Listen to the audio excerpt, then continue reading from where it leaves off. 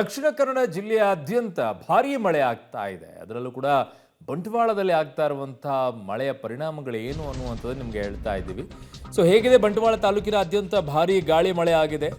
ಅಜಿಲ ಮೊಗರುನಲ್ಲಿ ಮನೆಯ ಶೀಟ್ಗಳೇ ಹಾರಿ ಹೋಗಿದೆ. ನೆಲಕ್ಕುರುಳಿದೆ ಸಿಮೆಂಟ್ನ ಶೀಟ್ಗಳು ಮತ್ತು ಕಬ್ಬಿಣದ ಶೀಟ್ಗಳು. ಈ ಪ್ರಮಾಣದಲ್ಲಿ ಗಾಳಿ ಬೀಸ್ತಾ ಇದೆ, ಮಳೆ ಆಗ್ತಾ ಇದೆ. ಆಷಾಢ ಮಾಸ ಶುರುವಾಯಿತು, ಈಗ ಗಾಳಿ ಇನ್ನೂ ಹೆಚ್ಚಾಗುತ್ತೆ, ವೇಗ ಹೆಚ್ಚಾಗುತ್ತೆ. ಸೊ ಮಳೆ ಹೋಗುತ್ತಾ ನಿಲ್ಲುತ್ತಾ ನೋಡಬೇಕು. ಗಾಳಿ ಮಾತ್ರ ಈಗ ವಿಪರೀತ ಹೆಚ್ಚಾಗ್ತಾ ಇದೆ. ದಕ್ಷಿಣ ಕನ್ನಡ ಜಿಲ್ಲೆಯ ಬಂಟ್ವಾಳ ತಾಲೂಕಿನಾದ್ಯಂತಲೂ ಕೂಡ ಈಗ ಗಾಳಿ ಮಳೆ ಹೆಚ್ಚಾಗ್ತಿದೆ. ನೋಡಿ ಅಲ್ಲೋ, ಅಯ್ಯಯ್ಯಪ್ಪ, ಓಹೋ ಹೋ ಹೋ.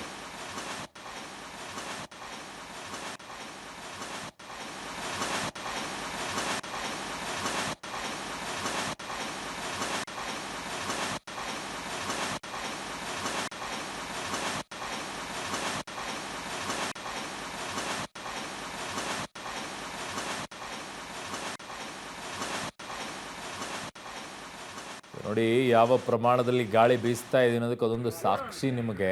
ಸಾಮಾನ್ಯವಾಗಿ ಆ ಥರ ಶೀಟ್ಗಳೆಲ್ಲ ಹಾರಿ ಹೋಗ್ಬೇಕಂತಂದರೆ ತುಂಬ ಹೆಚ್ಚಿನ ರೀತಿಯಲ್ಲಿ ಬರಬೇಕು. ಮೇಲ್ಗಡೆ ಕಟ್ಟಿರ್ತಾರೆ, ಅವಕ್ಕೆಲ್ಲ ಹಾಗೆ ಇಟ್ಟಿರೋದಿಲ್ಲ. ಕೆಲವು ಕಡೆ ನಟ್ಟು ಬೋಲ್ಟ್ ಎಲ್ಲ ಹಾಕಿರ್ತಾರೆ. ಕಟ್ಟಿಗೆಗಾಗಿದ್ರು ಕೂಡ ಅದ್ರ ಮೇಲ್ಗಡೆಯಿಂದ ಹಾಕ್ತಾರೆ ಶೀಟ್ಗಳನ್ನು. ಸಿಮೆಂಟ್ ಶೀಟ್ ಆದರೂ ಹಾಕ್ತಾರೆ, ತಗಡಿನ ಶೀಟ್ ಆದರೂ ಹಾಕ್ತಾರೆ.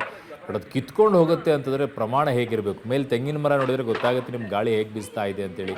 ಈಗ ಆಷಾಢ ಬೇರೆ ಇವತ್ತಿನಿಂದ ಶುರುವಾಗಿದೆ. ಈ ಗಾಳಿ ಇನ್ನೂ ಹೆಚ್ಚಾಗುತ್ತೆ.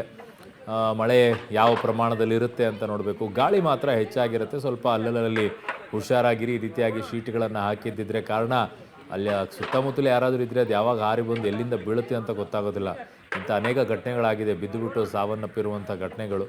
ಭಾಳ ಜಾಗೃತರಾಗಿರಬೇಕು ಈ ವಿಚಾರದಲ್ಲಿ. ಬಟ್ ಈಗ ಇಲ್ಲಿ ಗಾಳಿ ಮತ್ತು ಮಳೆಯ ಅಬ್ಬರ.